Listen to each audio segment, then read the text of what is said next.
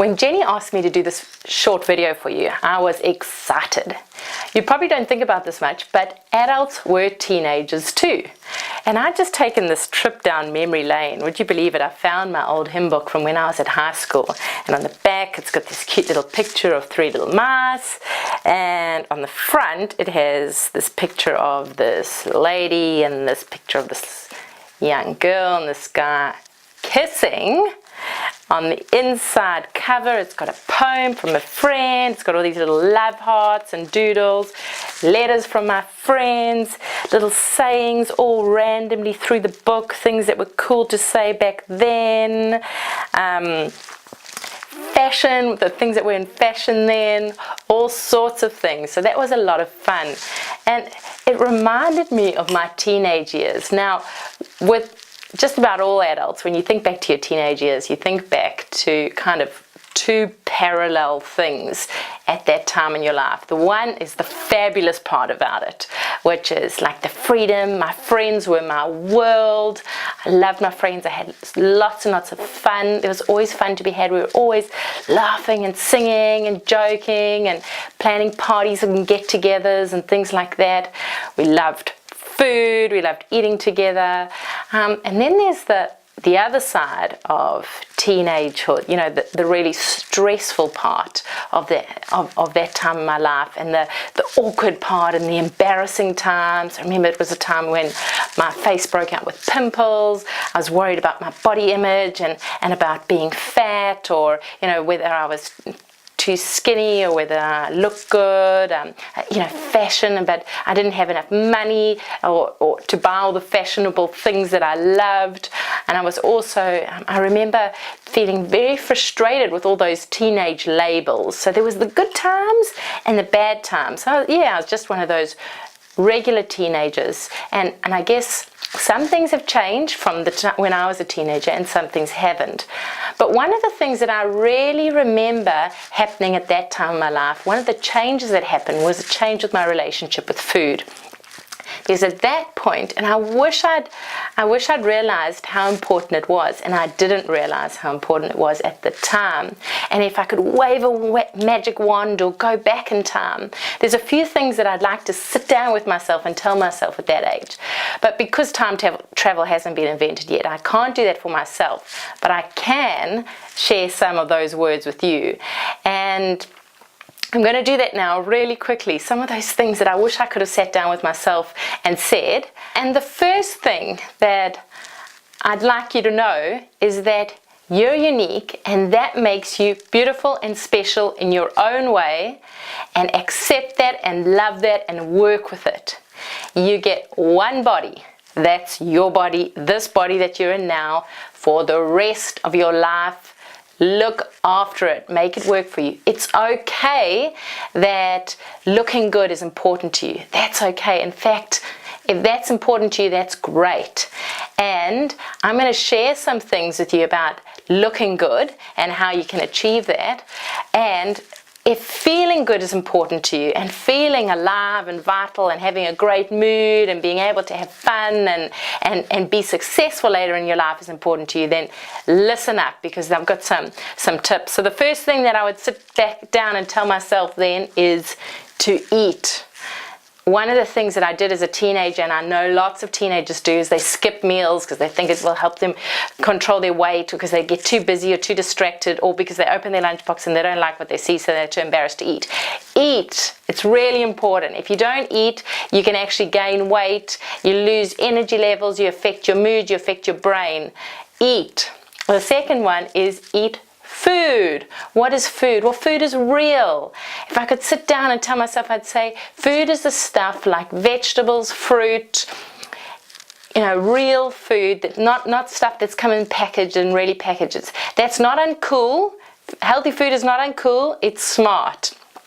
The third thing that I'd say to myself is cooking is fun. If you can cook with a bunch of friends, you won't believe how much fun that can be. And then if you get to eat it afterwards, and especially if it's healthy and there's no guilt. So if you can learn to cook, start cooking early. I started having fun with food when I was 14. So right when I was a teenager.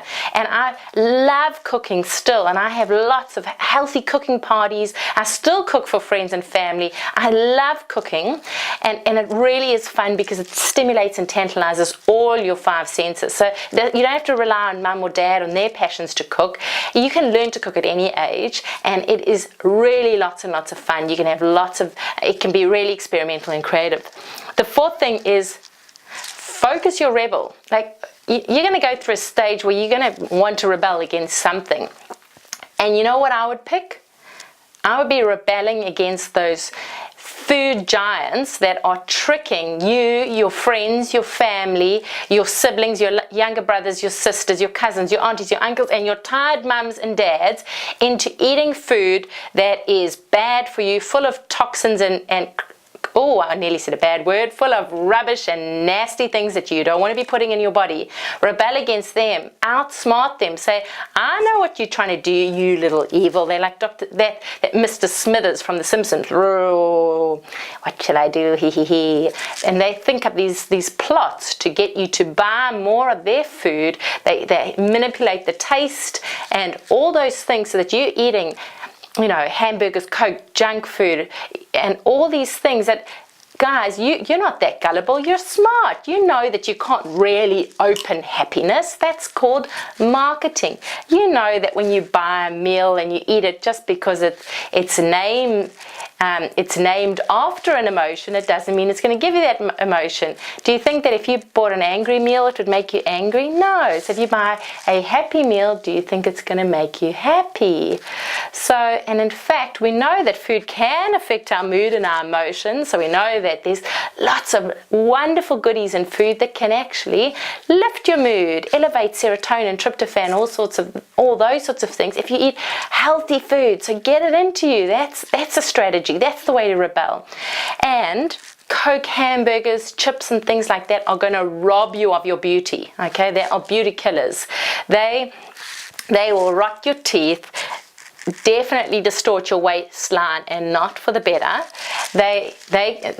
Building up those toxins is going to give you cellulite. Some people are going to have reactions that will give them acne or skin problems. You know, you can rot your teeth, make your teeth yellow. It's bad for your beauty regime, all that junk food. It's really, really not good. Whereas if you eat foods that purify and cleanse your body, you're going to be vital and have lots of energy and have a great mood, and you're going to be less tired, but you're also going to be more beautiful, because when we're healthy, we're actually much more beautiful. And people fall in love with your smile. They fall in love with your spirit. They don't just fall in love with, you know, whatever this idea of beauty is. So if you can be your best self, that's when you're your most beautiful self. And honestly, putting junk food in your body is something that's going to really pull away from that. And so if you feel like eating salads and fruit and veggies and fish and nuts and seeds and eggs is uncool, and you think you're going to be teased and you don't have the courage to stand up and defend that, then you know what? Eat those foods in secret, but eat them. You know, you can eat them undercover. You can find opportunities to eat those healthy foods in ways that you're not going to get a hard time from people from it. That's fine. It's none of their business what you're putting in your body and in your mouth. But honestly, don't be rebelling against yourself. Be rebelling against the enemy. And when you go undercover to eat food, don't be going undercover and eating food that's going to make you feel bad about yourself and feel guilty. Go undercover and eat food that is going to nourish yourself and feed your body, because remember, you get one body and you have to live in this body for a long time. You want it to be working for you. Okay, so go undercover if you have to and get that good food in your body.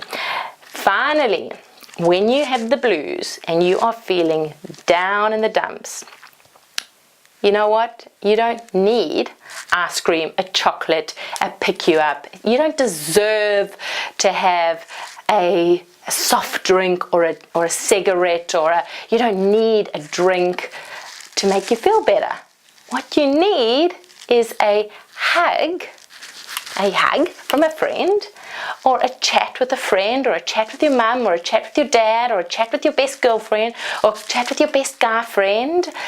And that's what you need. You need to be able to talk through those feelings. We don't want to, I listened to Miley Cyrus this morning, and she was on an interview, and she said, we try and rush through emotions. And I thought, I don't necessarily agree with everything Miley Cyrus said, but I certainly agree with that. We don't need to rush through emotions. Just sit with the feeling, talk it over with a friend or a family member, or someone like, Jenny now, who runs that Shine program, or someone in the team, and talk it through with them, and you're going to feel better.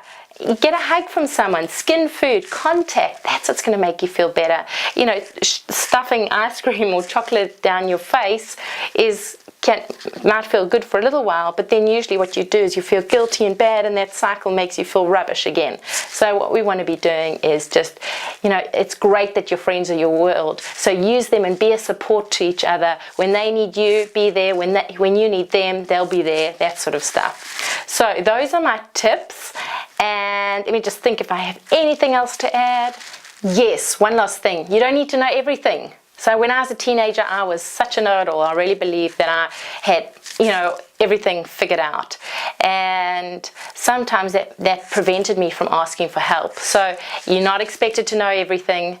Even adults, even I don't know everything at this age. I know that I've bumped into 72-year-old people. I was in a seminar listening to someone who's a genius. He's 72 and he doesn't even know everything. So there's no expectation for you to know everything. And in fact, the smart, strongest people in the world ask for help when they need help. They don't even expect they should know everything. Barack Obama, or, the President of the United States, he even has advisors. So you're not expected to know everything. Ask for help if you need it. If you need help or advice, weight loss, being healthy, looking beautiful, bad feelings, good feelings, any of those things, ask for help. It doesn't mean you're weak. It means you're strong, and you're going to get stronger and learning and growing and changing every day. Makes life all for the better. So thanks for listening. Go well, and as you're learning, dream big, sparkle more, shine brighter, and enjoy the rest of the session. Nice connecting with you. Finally, if you have any questions, please feel free to send them through via email. And I have prepared a little nutrition summary for you with some tips and strategies for you for nutrition. So you can just refer to those just in case you wanted any real hard tips and tricks for your beauty regime and for shining brighter every day. Okay. That's it from me, and remember that you have to live with you for the rest of your life, so make sure that you're looking after you.